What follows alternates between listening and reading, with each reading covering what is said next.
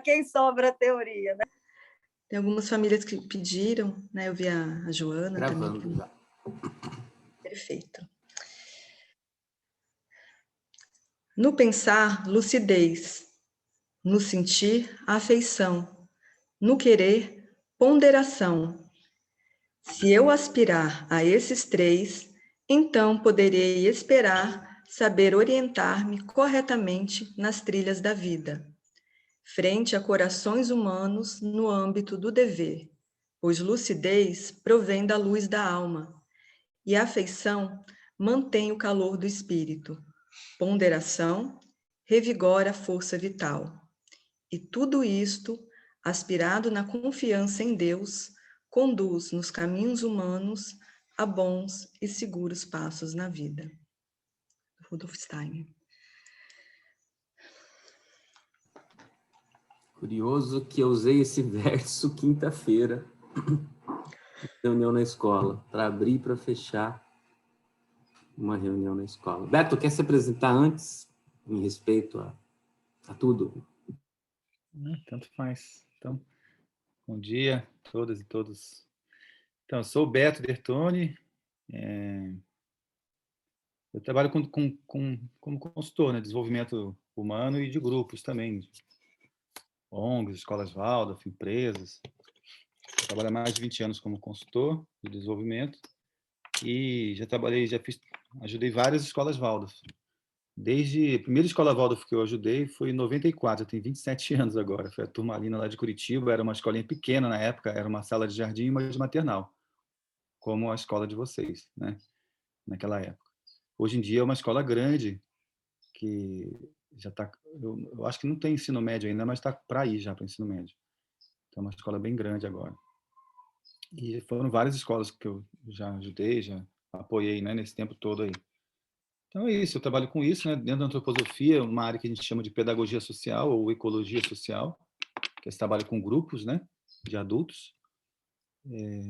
E a minha relação com esse tema de comunidade que sustenta a educação, eu acho que já tem uns 2 anos, né, o Daniel me chamou para ajudá-los lá em Bauru, com isso, né, estava formando um grupo lá, então eu fui 2 vezes lá para ajudá-los, e achei super interessante a proposta. Então, quando o Daniel me chama para fazer alguma coisa, eu tô sempre junto agora. Então é isso, Daniel. Grande Beto. Bom, bom dia, então, para todo mundo que está aqui, né? Tem várias carinhas que eu ainda não estou vendo, porque estão com os vídeos fechados, mas fiquem à vontade. Eu me chamo Daniel, né? Sou aqui de Bauru. Estou falando aqui numa sala de um jardim, chama Jardim Flor de Lótus. Hoje, estou no 2º mandato à frente da Associação Comunitária CSA Brasil. Já são, como co-agricultor, já são quase 10 anos nesse movimento de CSAs. Num determinado momento, olhando mais de perto, né, como tudo, né, a gente vai vivendo, se aproximando cada vez mais das coisas, dando passos para trás, depois voltando. Em um determinado momento, nós começamos a ter uma curiosidade, né, para investigar o que estava por trás desse negócio de CSA. Né? E aí a gente foi se achegando numa expressão que hoje eu chamo de sustentação comunitária. Né? E a partir disso veio a grande questão, né? Por que não começarmos a pensar em conjunto e vivenciar em conjunto possibilidades de sustentações comunitárias não só na agricultura. É natural que na agricultura ocorra primordialmente esse movimento, né? Porque a agricultura acho que é a atividade humana primordial. Né? A gente planta para poder comer, colher para poder comer. Mas na educação isso aparece como um segundo momento de primordialidade, né, para qualquer sustentação comunitária. E aí foi quando a gente desencadeou uma série de oficinas foram 18 oficinas, que agora foram interrompidas pela pandemia. Como o Beto falou, em alguns momentos o Beto esteve com a gente, o Beto tem um olhar, e eu sou muito grato de ter conhecido o Beto, e de ter me aproximado do Beto e desse movimento. O Beto tem um olhar organizacional, assim, que é uma pérola. Então, gente, aproveitem hoje, porque é um presente para a gente estar aqui com o Beto, com essa disposição dele estar fazendo essa conversa com vocês, com a gente, com nós todos. E até mesmo por isso, né, da minha parte, eu vou falar um pouco dessas vivências de CSA e de CSE, né, como isso reverbera em alguns princípios, né, que estão ali encarnados em 3 palavras, que é associativismo, sustentabilidade e inclusão. E, justamente por esse formato e também pelas contingências aí que todos nós, né, estamos vivendo, nós pensamos ontem em não trazer nada pronto, né, de começar esse bate-papo ouvindo primeiro do grupo, né, acho que qual a necessidade que esse grupo está vivendo hoje, naquilo que ele está fazendo, né, acho que algo em comum aqui é a escola, o centro disso tudo, né? E aí como que essa necessidade, ou essas vivências, ou esse momento de vida de cada um dos que aqui estão, tendo a escola ao centro, pode conversar na visão de vocês, no pensar de vocês, no sentir de vocês, com essa ideia de uma escola associativa, com essa ideia de uma escola sustentável, e com essa ideia de uma escola inclusiva.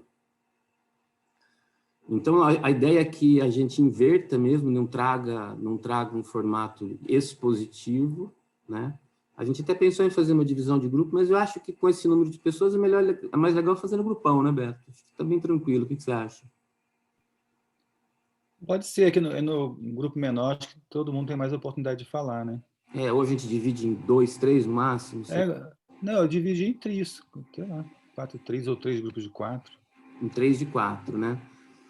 Então, a sugestão é assim, que nesses grupos vocês façam essa reflexão, né? Observando o momento de cada um de vocês, tendo a escola ao centro, né? Essa entidade, esse projeto escola, seja projeto instituto, seja projeto jardim, seja projeto fundamental, e conversar entre vocês sobre como que esse momento transita ou pode transitar com essas 3 dimensões que depois a gente vai conversar, que eu julgo imprescindíveis para qualquer articulação comunitária hoje, principalmente quando a gente fala em sustentação.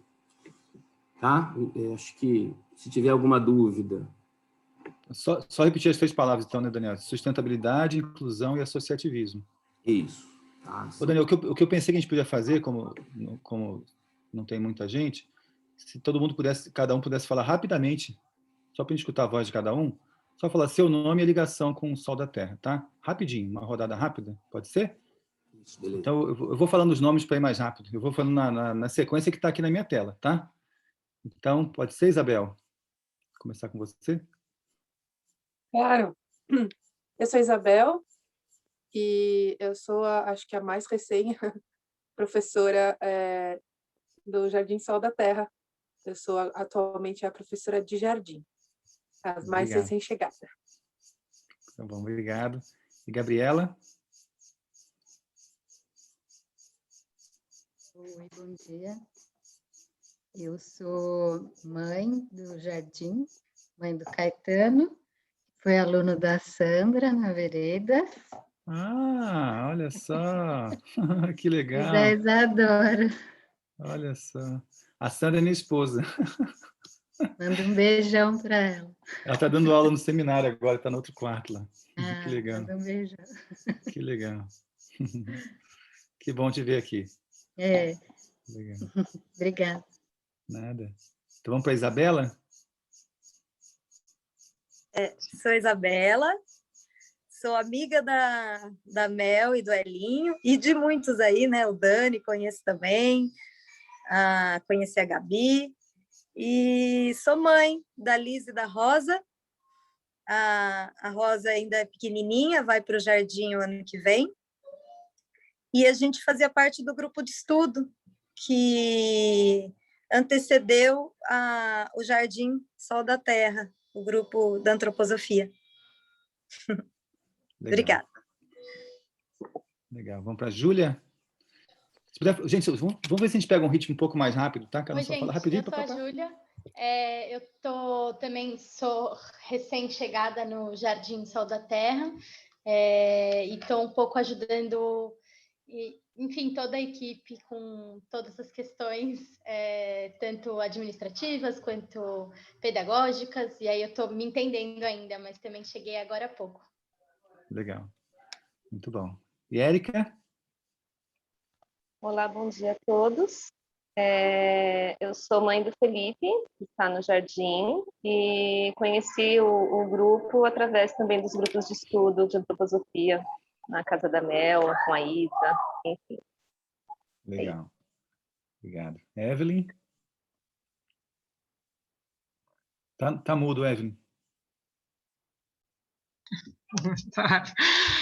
Eu sou mãe do Gabriel, que está no Jardim Sol da Nossa Terra. Legal. Stefânia? Olá, eu me chamo Stefânia, eu sou professora auxiliar desde o ano passado no Jardim Sol da Terra e continuo. Obrigada. Soledade?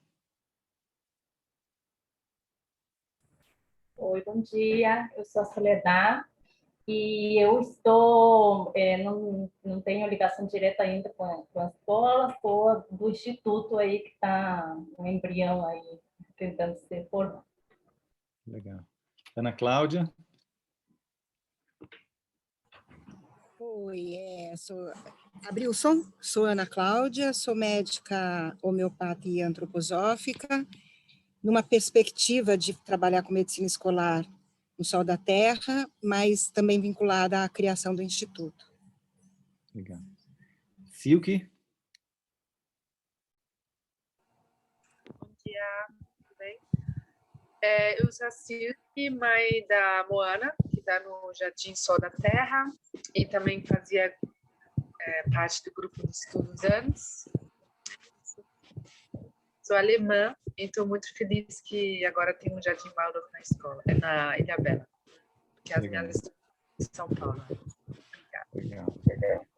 Obrigado. E Lara? Eu sou a Lara, sou auxiliar no Sol da Terra, estou desde o início, né, junto com a professora Stefânia, com a Roberta, com a Melissa. Também participei do grupo de estudo de antroposofia aqui da ilha, e é isso. Ok, obrigado então a todas. Muito bom. Então, Daniel, como vamos seguir? Fazer Vamos 3 lá. grupos de... Ô, Mel, você vai entrar no grupo também? Acho que eu posso entrar. Tá, então vamos fazer 3 grupos de 4 então, né, Daniel? E aí você ficamos fora dos grupos também. Deu 2 grupos de 4 e 1 de 3, é isso? Acho que alguém caiu e entrou de novo. Melhor recriar, então. Eu vou recriar tudo de novo. Aí eu acho que... Quanto tempo? Rapidinho, né? Uns 15 minutos, né? 15 minutos, só para vocês. Então, de novo, reformulando a pergunta do Daniel, né? Para ficar claro, antes de vocês irem para os grupos. Então, a partir da realidade de vocês, o que vocês têm lidado no dia a dia, como grupo, na escola, com esse impulso de criar um instituto, mas assim, talvez focando mais no Sol da Terra, e olhando então para esses pilares aí do que o Daniel trouxe da comunidade que sustenta a educação, são associativismo, inclusão e sustentabilidade, né? Então, se vocês, né, como é que vocês enxergam isso no dia a dia de vocês e que perguntas vocês têm sobre isso, para a gente trabalhar aqui, tá bom? Vamos lá, estou abrindo então, estou colocando todos nas salas.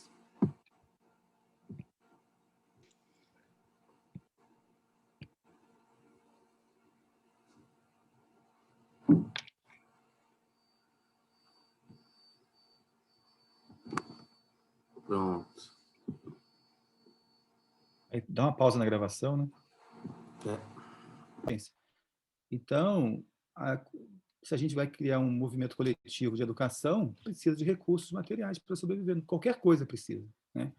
Então, a questão é como que nós, como grupo, sustentamos isso que nós queremos como grupo. Sustentamos economicamente isso que nós queremos como grupo.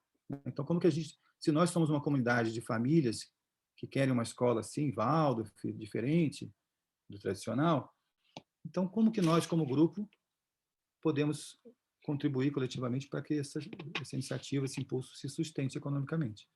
E aí, nesse sentido, onde é que entra a questão da fraternidade, né? A fraternidade tem a ver com ajuda mútua. É isso que a gente está falando, a gente se ajudar mutuamente como grupo. A fraternidade tem a ver com ajuda mútua, nós nos ajudarmos mutuamente, né? E tem a ver com corresponsabilidade. Então, acho que a palavra-chave aqui para um grupo que quer fazer uma coisa assim, como vocês, do ponto de vista econômico, é corresponsabilidade. Então, assim, não é que eu vou lá, pago a mensalidade do meu filho porque eu estou comprando a escola, né, a educação do meu filho. Não, eu estou contribuindo com valor para que essa escola exista para atender meu filho e outras crianças, né?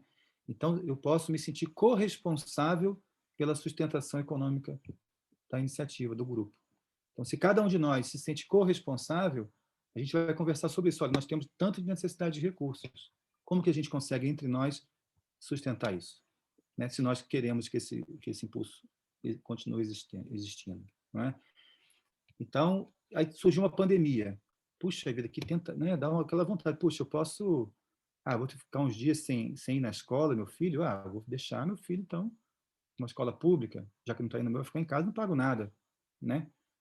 Ok, mas com o que eu estou contribuindo ao fazer isso, né? Aí, se eu estou pensando só no meu filho, pode fazer sentido. Só na minha questão financeira, pode fazer sentido. Mas se eu estou olhando para um grupo, faço parte de um coletivo, então, com o que eu estou contribuindo quando eu faço isso, né? Essa é uma pergunta que a gente tem que se fazer. E a outra pergunta é, então, e com o que de verdade eu quero contribuir no mundo, né? O que impulso eu quero ajudar, que eu quero apoiar, quero que se desenvolva?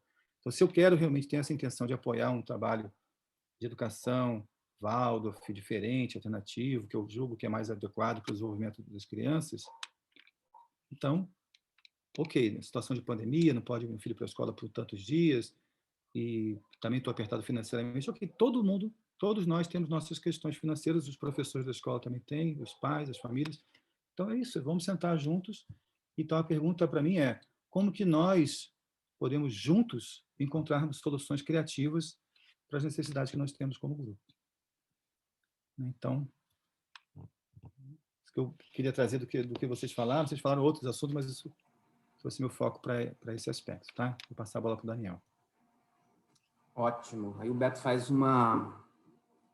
Bom, vamos perguntar de novo para a Cecília se ela estiver por aí, né? Se ela quer trazer alguma colaboração.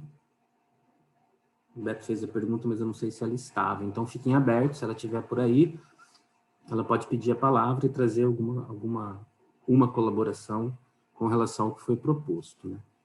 Bom, o Beto faz traz uma visão ampla, e aí foi legal porque dá um gancho para eu trazer uma pergunta que nos norteou aqui quando nós ficamos por 1 ano e meio falando sobre, afinal de contas, o que poderia ser uma CSE, né?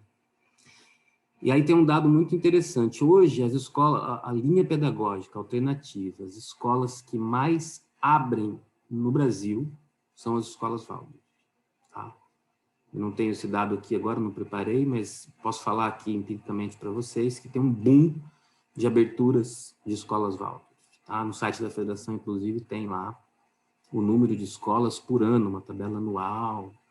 E a gente vai ver nos últimos 5 anos que escola Waldorf passou a bombar. Só que, junto com esse boom quantitativo, o que vem, né, inexoravelmente? Vem um boom também qualitativo e no plano dos conflitos, tá?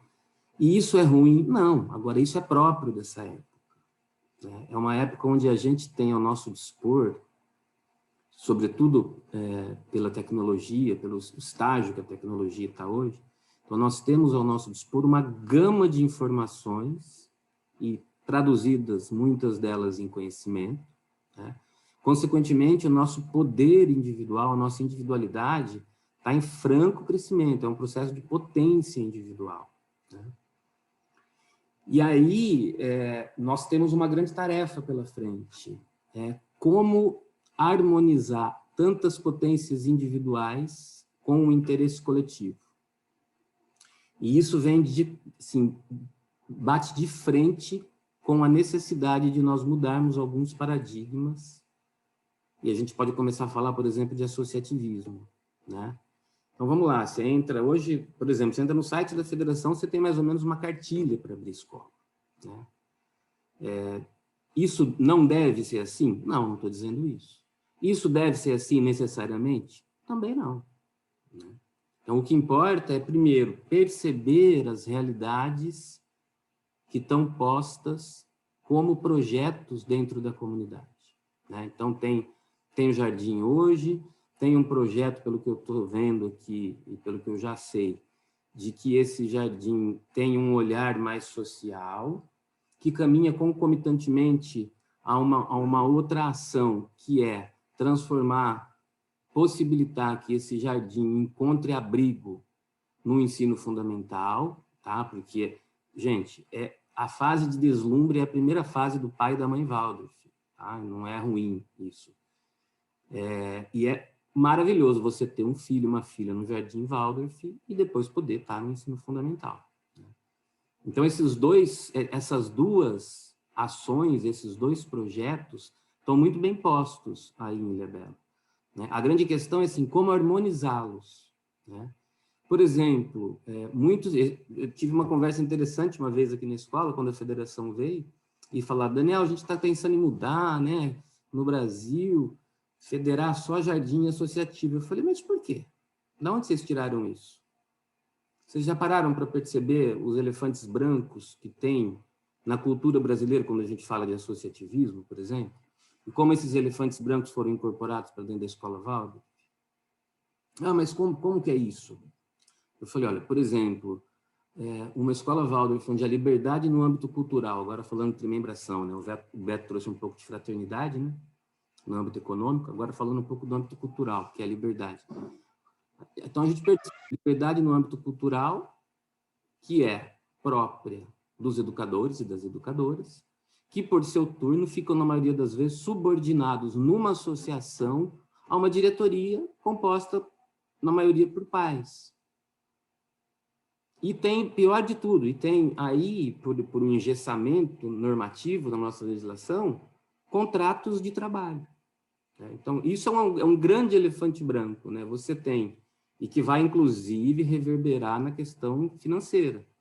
Então, você tem professores e professoras livres, na teoria, mas subordinados juridicamente. Então, esse já é um grande elefante branco.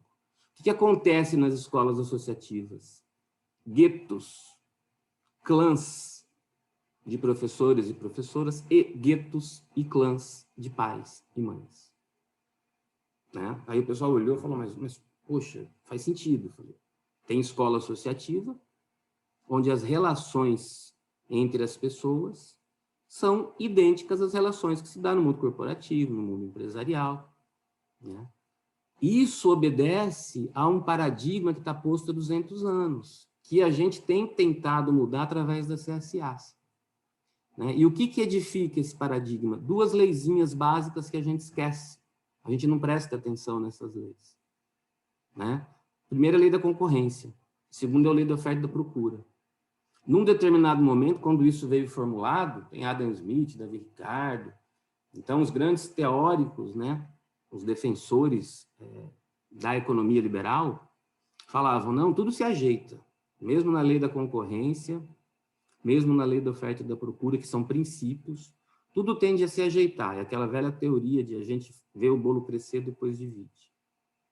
Mas na prática isso é impossível. Então, por exemplo, se você tem a lei de oferta e da procura, né, quando você diminui uma, aumenta o preço do que está envolvido, né? A não ser que você queira mudar, fazer uma mudança para a cultura do apreço, que é o que a gente tenta construir na CSA. Através do quê? De acordos. Aí volta para o que o Beto falou, né? Composições dentro de um grupo, mesmo com vários caminhos sendo seguidos, desde que a parte principiológica faça sentido para todos. Então, é assim que numa CSA, por exemplo, coagricultores sentam com agricultores e falam assim: nós não queremos o Código de Defesa do Consumidor, que nos garante direitos de consumidor, porque nós não queremos ser consumidores. Nós queremos participar vivamente, ativamente, organicamente da sua produção, do seu cultivo. Então, nós não precisamos que alguém de fora venha nos dar uma série de proteção, porque acho que nós somos capazes de construir essa proteção afastando, por exemplo, a lei de oferta e da procura. Então, quando a gente fixa o valor das cotas, dos alimentos que a gente tem numa CSA, qual que é a pergunta que está por trás disso? Dirigida para o agricultor.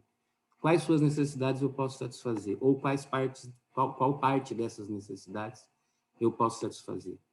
Então, por um ano, eu tenho uma necessidade material equivalente a X. Ok. Então, nós temos um grupo que, por um ano, vai sustentar essas necessidades materiais. Então, percebe que nesse processo nós temos uma inovação, né? Nós temos um acordo por um período de tempo. E aí, nesse um ano, o que acontece dentro de uma CSA, ou o que pode acontecer dentro de uma CSA? Você tem encontros, rotineiros, entre coagricultores e agricultor ou agricultores, para avaliar esse processo. Olha, a sua necessidade continua sendo satisfeita? Eu tive agora uma tempestade no verão, tinha 3 estufas, todas elas se acabaram. Bom, então vamos levar para o grupo agora uma necessidade do agricultor. Isso é muito comum, né, em estados onde a gente tem essa delimitação climática muito clara, né, época de chuva forte no verão, frio acentuado no inverno. E o que a gente tem visto nas CSAs? Que não precisa pôr nada no papel. Olha, nós estamos te adiantando agora um valor maior. Não. Na próxima situação de abundância, o agricultor tende naturalmente a trazer mais alimento para o grupo de coagricultores. Então, a gente saiu de uma relação onde precisava ter o Estado, precisava ter um terceiro, uma série de leis, uma série de normas dando proteção, tem que ter rotular, tem que ter selo de orgânico. Mas se a ideia é nós termos confiança nesse processo, eu não preciso sequer de selo de orgânico, eu preciso estar conhecendo a produção junto com o agricultor, conhecer o dia a dia dele, me interessar pelos problemas dele. Então, nós não precisamos de leis, nós fazemos as leis. Tá? E isso irradia na dimensão do associativismo, isso irradia na dimensão da sustentabilidade, e isso irradia na dimensão da inclusão. Então, vamos pensar numa escola, por exemplo. Como pode ser um primeiro ano? Vai nascer um primeiro ano. Vamos seguir agora a imagem do CSA, né? Quem que é o sol de uma CSA? É o agricultor e a agricultora, né? Ali orbitam os coagricultores. Quem que é o sol? Pode ser o sol numa comunidade de sustento e educação de um primeiro ano. O educador. Então, a gente está começando a construir uma escola, um ensino fundamental. Como que está a participação do educador nesse processo de construção? A gente já tem esse educador para fazer esse processo de construção? Qual a necessidade dessa pessoa? Como nós vamos sustentar essa necessidade e não vamos simplesmente planilhar com igualdade um valor único para cada família, porque isso é colocar não o princípio da fraternidade no âmbito econômico, mas colocar a igualdade, né, que está em outro âmbito, que é o âmbito político, jurídico. Então, são esses movimentos que vão permitir que nós chegamos a essa conclusão aqui nessas 18 oficinas, que vão permitir que altos e baixos aconteçam, mas não sejam capazes de derrubar a iniciativa. O jardim pode ser particular? Claro que pode. É muito mais saudável um educador sair de um curso de formação, um seminário de formação, e se arvorar para abrir um pequeno jardim, Tá? E o pequeno jardim conversa com a dimensão de sustentabilidade, na veia. Né? Quando você tem vários pequenos jardins, você tem vários exemplos de que é possível você ter relações quentes nessa comunidade. Você abdica até da utilização de softwares, de aplicativos. Né? Nós não somos números, não somos clientes, quem precisa do professor, do educador. Não, nós somos uma comunidade. Então, esse jardim pode muito bem ser um jardinzinho que nasça do impulso de poucas pessoas. E ele vai ser associativo no âmago, mas ele vai ser privado na forma. Agora, nas relações, e aí é uma outra dimensão de sustentabilidade, ele pode ser associativo. Quando se constrói o cotidiano dele através de reuniões, quando a gente usa essas ferramentas todas que o Beto, e eu estou fazendo propaganda aqui, que o Beto traz nos vários módulos dos cursos que ele dá. Quais ferramentas hoje estão, né, ao nosso dispor? Algum grupo falou de Ahriman aí, se eu não me engano, né? Ou foi na conversa anterior que a Ana trouxe, a força arimânica, das forças adversas. Pequenos jardins, pequenos espaços escolares nos libertam da influência arimânica. Né? A gente não precisa automatizar a escola. Quando a gente automatiza a escola, a nossa relação não é mais no olho, é no botão. Né? E como que a gente faz isso para não automatizar a escola? Não deixar ela crescer. Né? É ter um jardim pequeno, ter um primeiro ano que possa ele ser a escola. Tá? Olha a diferença entre ter uma escola que tem uma diretoria, um conselho de pais. Não, você tem um primeiro ano, que agora a escola vai ser o primeiro ano. Tá? Então, esse primeiro ano é a escola toda. É o espaço de estudo. E quem que é o sol desse primeiro ano? O educador. Então, às vezes, a gente busca lá fora para a formação de uma escola o que a gente deveria estar pensando em colocar dentro, em trazer primeiro dentro, que é a essência, que é a pessoa que vai se dispor a estar, por um período de um ano, fazendo um acordo com essas famílias. É. Então, assim, são 11 horas, eu queria trazer muito mais coisas, poder dividir, por exemplo, essas 3 dimensões em exemplos práticos de como a coisa hoje se tornou um pouco esquizofrênica, né? Com essa complexidade de conhecimento que a gente tem, a gente ainda fica usando as ferramentas de associativismo, de sustentabilidade, de inclusão, de 30 anos atrás. Né? E a gente deixa de perceber que os processos simples são os processos mais eficazes. E a gente fica percebendo grande, tende e teima a perceber no complexo, no grande. Né? Então, eu não sei se eu trouxe, se eu consegui complementar algo que o Beto trouxe, mas são algumas sacadas, assim, que no grupo aqui de mais de 50 pessoas, que ficou junto durante 1 ano e meio, parou por conta da pandemia, a gente conseguiu construir e perceber. Né? Então, eu acho que é isso. A gente pode abrir agora para alguma consideração final. Eu não sei o que você está pensando, Beto, num formato de encaminhamento agora, antes da gente partir para o encerramento, porque já são 11 horas, né? Acho que é uma boa isso que você falou, né? Abrir para considerações finais.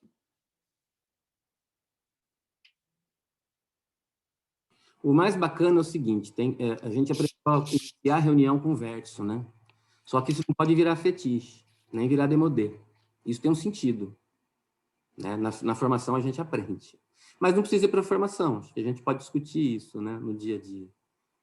E também a gente pode aprender outra coisa, que a gente não precisa decidir nada ao final das reuniões, porque a gente leva para o sono. Essa coisa de levar para o sono não é pouca coisa na antroposofia. Né?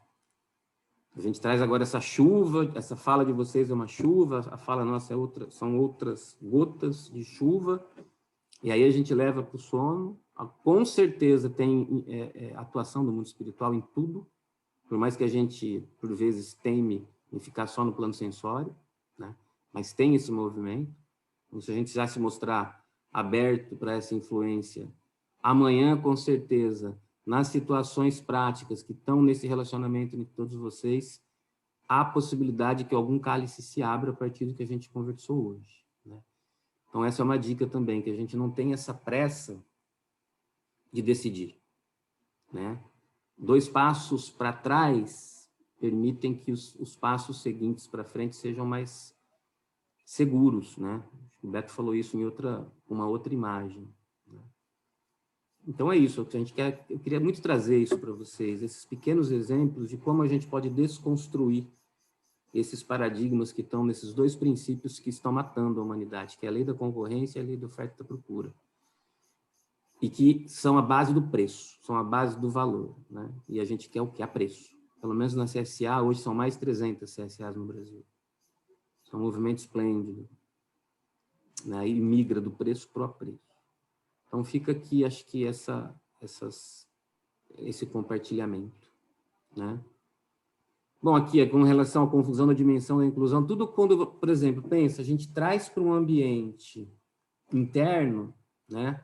O Beto, por exemplo, num outro momento, a gente pode falar que ele pode trazer muito sobre um trabalho que ele fez lá em Campinas, né? Que trabalha com ponto de equilíbrio. Quando a gente tem uma dificuldade financeira, quando a gente traz ela para um ambiente menor, a gente vê que essa dificuldade não é tão impactante.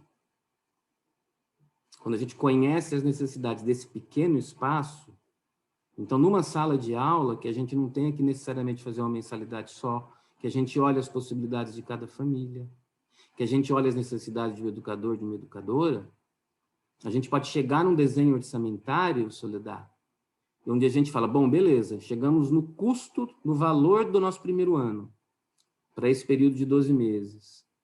Vamos mais um pouquinho? Tá, vamos avançar agora para uma inclusão que pode ser com 3 vagas? Ou pode ser fazendo um caixa com essa mesma comunidade da sala para ser aplicado num projeto parceiro? Que, de repente, possa lá olhar para o jardim, que está com essa vontade de ser agregado no instituto e ter um social? Isso é inclusão. Quando a gente descomplica o funcionamento e a organização do espaço escolar, a gente abre espaço para a inclusão. E não tem receita, né? Então, fica como princípio, tá? Não sei se isso fez sentido para você, né? Mas, em resumo, é assim, traga para o micro, abra o coração, não tem certo ou errado, não pode ter disputa, né? E põe a lei social principal do Steiner, eu acho que como mantra de todo o processo coletivo, né? Aquela lei que fica muitas vezes escondida, né? Que eu vou falar rapidinho aqui antes de encerrar minha fala, né? Que é o bem-estar de um todo, né? Formado por pessoas que trabalham ou agem em conjunto, é tanto maior quanto menos o indivíduo exigir para si os resultados desse trabalho, do trabalho dele. Ou seja, quanto mais ele possa ceder este resultado para os outros. E quanto mais as suas necessidades forem satisfeitas, não tanto por seu próprio trabalho, mas pelo trabalho dos outros membros desse grupo. Essa é uma lei, é um princípio que substitui, em qualquer relação que quer ser humana, a lei da concorrência e a lei da oferta e da procura. Então, acho que de minha parte é isso. A gente pode encaminhar aí, de repente, uma avaliação em forma de uma palavra. Fica essa sugestão. Ô, Dani. Oi. Eu queria trazer uma questão aqui, né? Não sei se há tempo aí suficiente, mas é uma questão em cima dessa reflexão que você trouxe, que eu achei ótima, e em relação a construção social desse organismo, desse CSE, né, tendo em base aí os CSAs aí, que, né, o exemplo aí de números CSAs, e eu queria trazer um pouco esse contexto de construção disso, né? Então, aqui no nosso caso, que temos aí um CSA, e a gente tem aí a Sol, inclusive, também é fundadora do CSA, a Ana Cláudia faz parte do CSA, enfim, a gente tenta tocar isso aqui, e a gente tentou, pelo menos eu e Melissa tentamos, sobretudo no momento de pandemia, principalmente, mas a gente vem tentando tocar o Jardim Sol da Terra numa perspectiva de construção, nessa perspectiva aí de fraternidade, né, no âmbito econômico, a gente tenta trazer isso e tal. E eu percebo que em ambos os casos a gente tem uma dificuldade muito grande, um desafio, né, não sei se é a dificuldade, um obstáculo, um desafio enorme da gente poder, de fato, incorporar isso com as famílias que estão conosco, né? Então, assim, o grande desafio do CSA nosso, que hoje já faz 4 anos, 5 anos aí, mais ou menos, 4 anos e pouco, é a gente conseguir dar esse salto, né, do preço para o apreço. Claro que nós temos isso fechado em um número mínimo aí de fundadores do CSA, de 5, 6, 7 famílias aí, que estão compartilhando isso atualmente. Mas a gente não consegue ainda ir dar esse passo. E a gente tem diversas estratégias, ferramentas e tal. É claro que com a pandemia a gente deu uma esfriada, né? Porque as estratégias têm que ser vivas, ao meu ver, né? E aí, para dar vivacidade, a gente precisa estar num âmbito mais presencial, a gente precisa, de fato, construir isso, né? E eu percebo esse mesmo movimento na escola, cara. Né? É claro que a escola ainda está nascendo, nós temos um ano e pouquinho, e a gente teve a pandemia como um exemplo para a gente poder exercitar um pouco isso, essa construção. No ano passado, a gente tentou chegar numa fraternidade, as famílias começaram a compreender, ao meu ver, estou fazendo uma leitura minha de quem estava tocando isso junto com a Mel, e quando chegou determinado momento que a pandemia deu uma arrefecida, né, aquela arrefecida que não deveria ter dado, não sei, mas parece que nós voltamos automaticamente na noção do preço, né? Então, a gente deixou de lado completamente aquela ideia do apreço que a gente estava vindo e tocando e construindo. Ficou mudo, Elinho. O Elinho ficou mudo. Desculpe. Você falou assim, do apreço que a gente estava construindo, aí parou.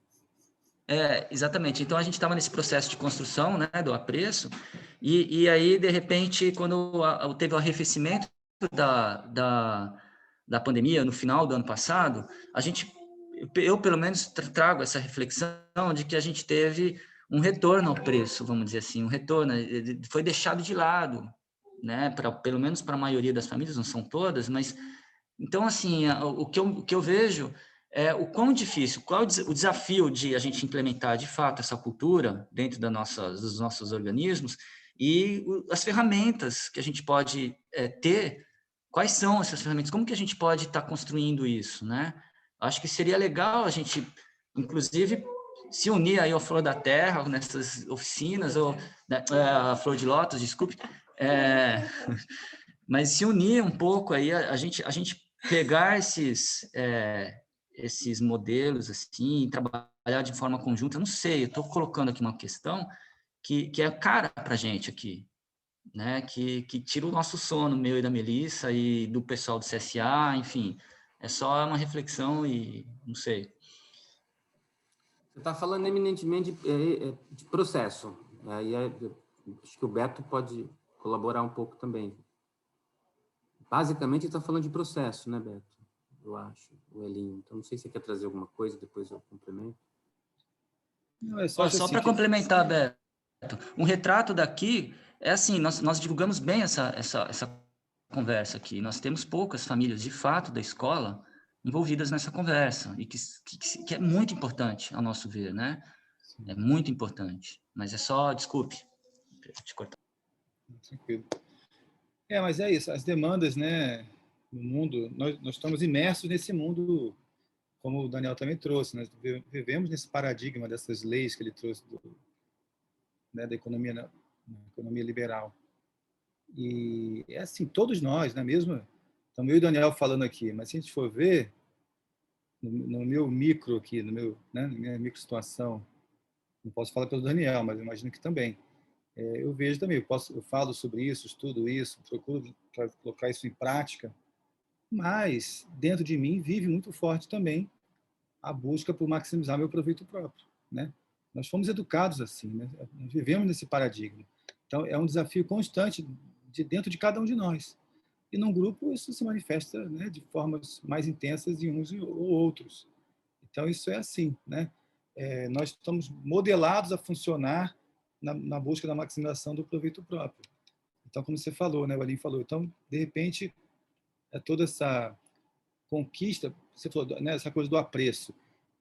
Assim, conquistar um novo nível de consciência, mudar de paradigma, é um esforço. A gente conseguir mudar, conseguir num grupo, fazer com que as pessoas consigam se conectar com a outra forma de olhar para a realidade econômica, né? Com mais fraternidade. Então, não é fácil fazer essa virada, essa mudança. E depois, também, sustentar isso é um esforço constante da vida inteira. Não é assim, agora estamos já na cultura do apreço. A gente tem que estar sempre, de novo, lembrando, trazendo a consciência, porque todo o resto do mundo em volta de nós está indo para o lado contrário disso. Então, nós que somos os loucos, os diferentes. Então, em todos os outros âmbitos da vida, nós somos puxados para ir na direção contrária. Então, é muito fácil a gente dormir nesse aspecto, né? E voltar de novo para o paradigma anterior. É muito fácil. Então, sustentar a consciência nessa forma de atuar, economicamente, exige um esforço constante de vida inteira. E significa o quê na prática? Sempre conversar com as pessoas sobre isso, trazer esse tema de novo. Não é assim, já fiz uma reunião no começo do ano, faz outra no meio. No ano que vem faz mais outra no começo, faz outra no meio. É a vida inteira assim. Eu trabalho com escolas de volta há muitos anos. E é sempre assim, você tem que... Escola que tem 30 anos de idade. Todo ano você tem que trazer isso à tona de novo. Sempre de novo. Entra pai, sai pai. Entra professor, sai professor. Entra mãe, sai mãe. E mesmo quem já está, né, como eu falei, acaba sendo puxado de volta para o paradigma anterior por conta das demandas da vida, né? Então, esforço constante, contínuo. Roberto, eu lembrei daquele caso que você trouxe, né? Por exemplo, eu estou falando do preço para o apreço. Satisfazer a necessidade do agricultor, satisfazer a necessidade do educador, não ter um nivelamento, pegar o princípio da igualdade por no âmbito econômico, mas sim o princípio da fraternidade. Então, uma das vezes que o Beto teve aqui, ele trouxe o exemplo que, há muito tempo, né, uma das escolas que ele trabalhava, fazia gestão, resolveu usar isso, né, que é não nivelar o salário. O Steiner já fala disso há muito tempo, que ele fala do salário necessidade. E isso, eu lembro que o Beto falou assim muito claramente, isso durou por um tempo. E depois a gente é tragado de novo, né, para a roda do momento histórico. Por isso que é legal ampliar a visão, né, e abarcar um período histórico sempre maior.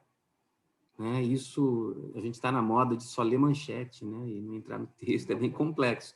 E eu acho muito legal a antroposofia por causa disso, porque ela consegue ampliar e ir além do sensório, que aí eu acho uma ampliação de qualidade dobrada, né? Então, a gente não atinge o âmbito da fraternidade. A gente, por vezes, está nele, né? E isso é sempre efêmero, é como os acordos, né? Os acordos têm que ser temporários. Quanto menor o espaço temporal dos acordos, mais ou menos risco da gente esquecer que a gente deve recolocar aquele assunto em pauta. Então, a gente faz um acordo de um ano, de repente vira o ano, você esqueceu de... E aí entra no automatismo, né? Então, é como uma criança, né? O ser humano, ele não nada, não é igual uma girafa, né? Que pare, o bichinho cai lá de cima, meio desajeitado, já levanta e pumba, sai andando. Não, a gente precisa... Sobretudo, daí entra a questão biográfica, mas sobretudo num período determinado, por exemplo, no primeiro setênio de qualquer organismo, a gente precisa de cuidados específicos. Então, obviamente que esses cuidados específicos a gente tem que olhar com muito mais cautela e muito mais cuidado numa iniciativa nova, seja no jardim, seja no fundamental que está nascendo agora. Né? E de maneira simples. Né? E mesmo na pandemia, viu, Elinho? Mesmo a gente tem feito muita coisa virtual e muita coisa que a gente chora na frente da tela. Muito choro na frente da tela. Claro que o toque, o cheiro, o dar as mãos, o fazer a roda, né? Tudo isso é insubstituível. Né? Mas quando a gente traz isso do presencial para a possibilidade que a gente tem agora, a gente encontra também potência nisso. Né? Então, assim, é não ter preguiça de repetir. De repente, o grupo constrói um currículo no projeto político-pedagógico. Artigo 1º, como estar atento. Artigo 2º, como ser simples no processo do artigo anterior. Sabe? São questões, assim, a gente tende, acho que é por conta do especialismo, né? Essa coisa de criar especialistas, né? Que nos últimos 200 anos isso foi semeado, plantado, e agora está demais.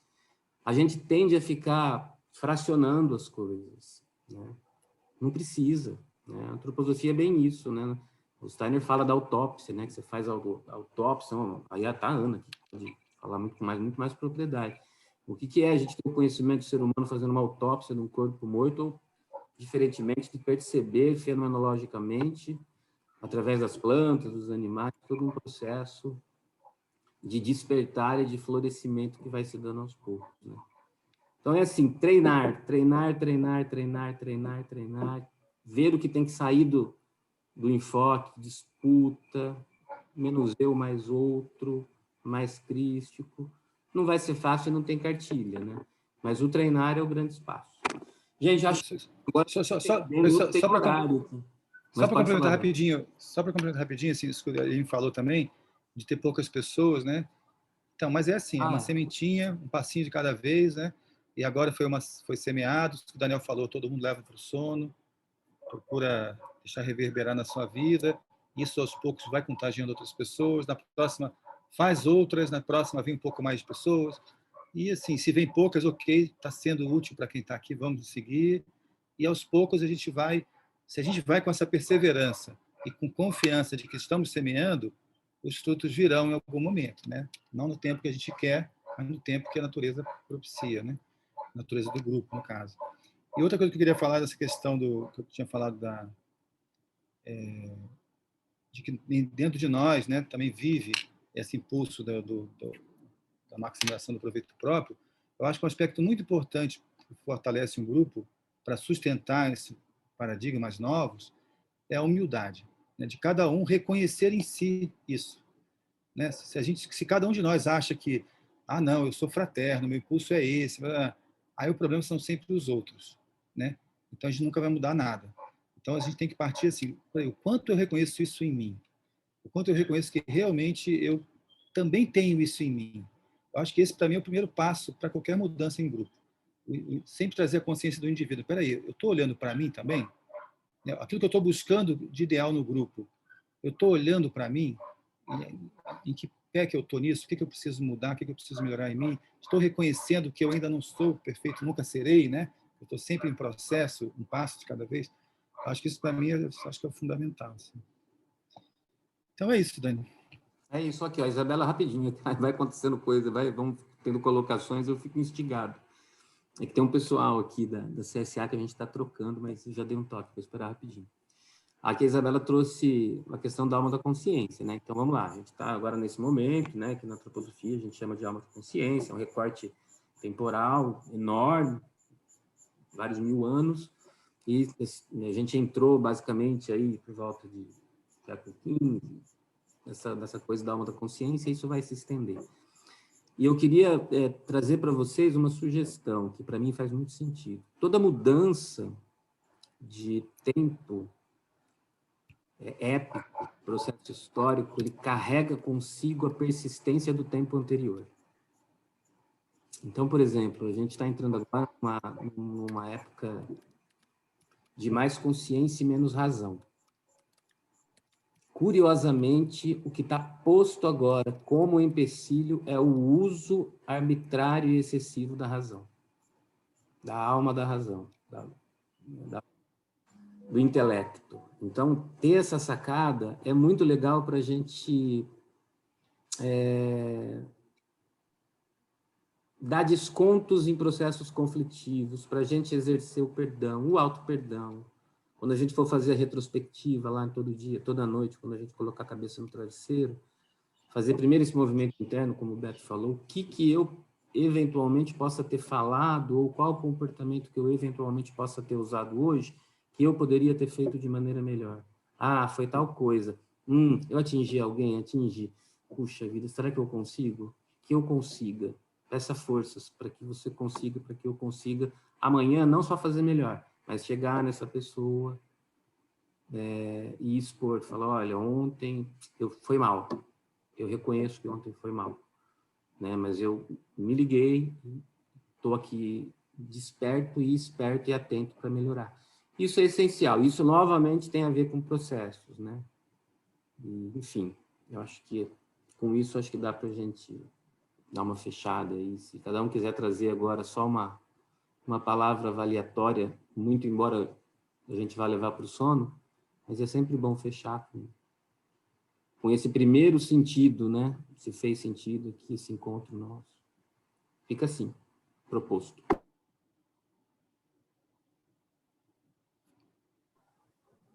Eu queria dizer que agora na minha alma está clareando uma coisa de que a gente tem que caminhar para a comunidade que sustenta a saúde também, né?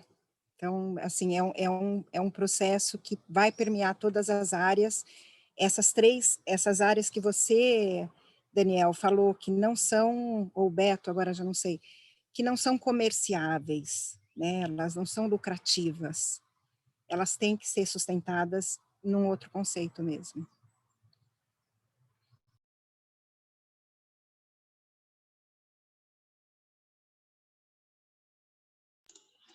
Quero fechar com a perseverança que o Beto trouxe aí para gente.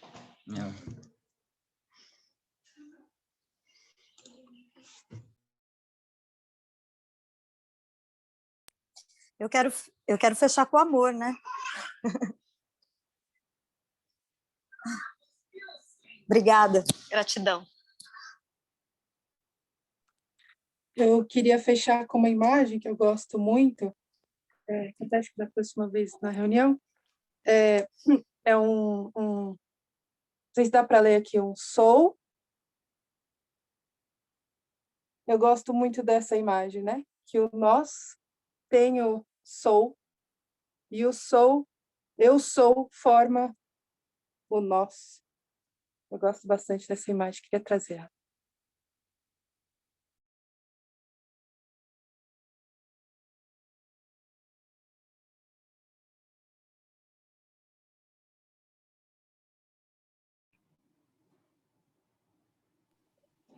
Eu posso contribuir com a palavra e o sentimento do entusiasmo. Obrigada a todos pela presença, pela contribuição, foi um baita aprendizado. Obrigada.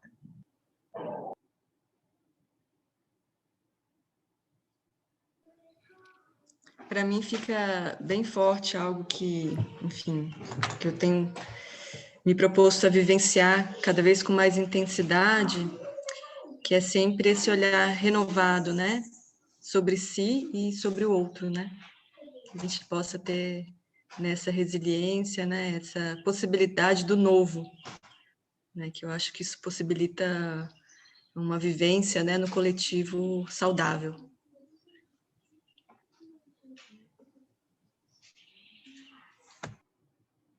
Gabriela, Érica e Sol querem falar alguma coisa para fechar? Bom, eu agradeço. Tenhamos a coragem e a lucidez para poder enxergar, perceber, acolher esse novo também, né? Esse novo modelo. Para muitos aí, eu percebo que já tem um trilhar, mas para mim é realmente uma virada de chave, e eu quero, nesse momento, poder realmente ter toda a lucidez e a abertura da minha mente, do meu coração, para a entrada nesse novo, poder co-criar esse novo. É isso.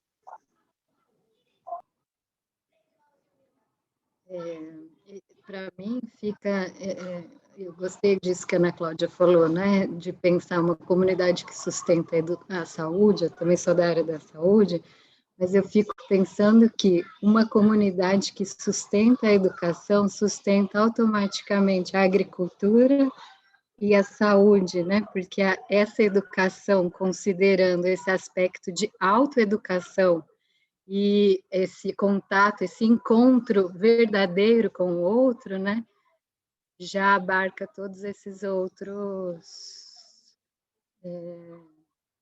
componentes aí.